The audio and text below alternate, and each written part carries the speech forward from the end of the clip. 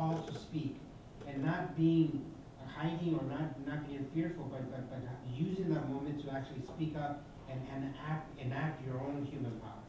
I think we're gonna take some questions. That's, I think that was the question and answer. That was? Well, the Thank you. I think there was like.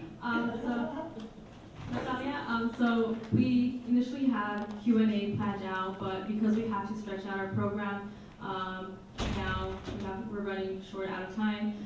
So we will take maybe one question, Natalia, since I see that you have your hand up. Would you like to ask Maybe from a question? student? Can we get one from, no offense, can we get one from a student? Okay, Yeah. any student, and hopefully they will be sticking around after so that we can also talk to them after. Sorry about the time. Yep, there's one. Yeah, right on. Marcella has volunteered to help out with mics.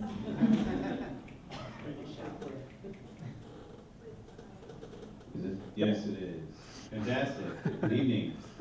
I worked at the Cross Cultural Center in 2005. It was a very privileged opportunity to do activism there, and I thank you all for that opportunity. My question is, some of us have grown a little cynical because we worked at the Cross Cultural Center, 10 years ago or maybe 15 years ago, and we expected certain things to come out of the continued existence of the Cross Cultural Center, and those things haven't happened. So I'm wondering if you all have things that you wanted to see the Cross Cultural Center achieve that haven't happened, that you'd like for it to achieve in the future.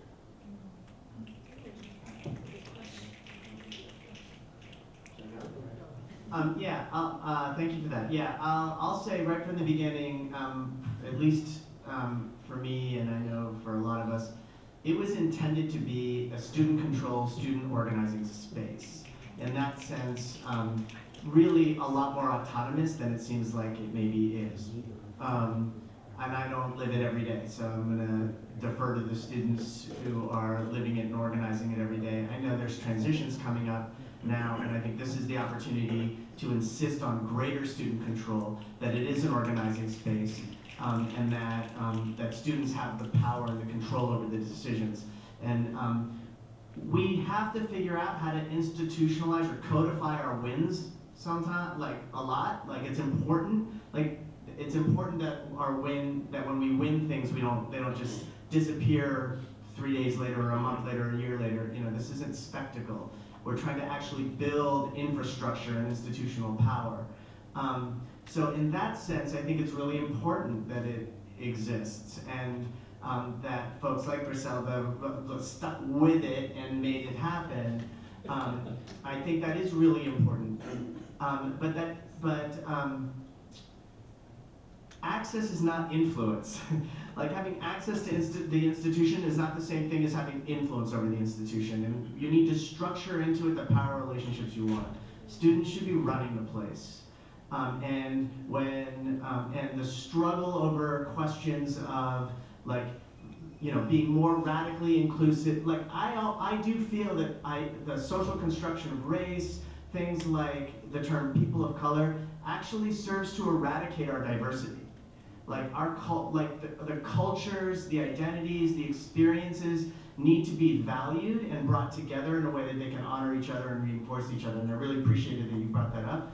And so that requires both inclusion, but also being able to hold on to our cultures and identities. And that requires that the people who are using it, participating in it, or running it are in control. So that would be one thing that I would say is maybe an unfulfilled promise of the center. And that's always the struggle with institutions.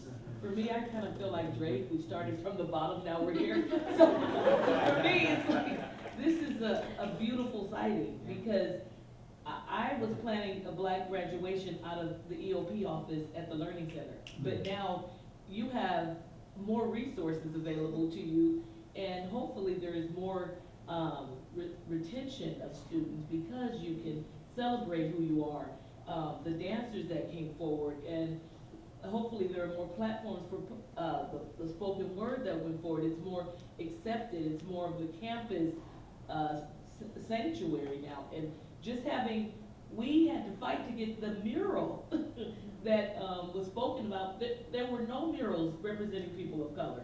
So now to have artists that you select, tell their story, like, so maybe I'm not as entrenched as Go Hall is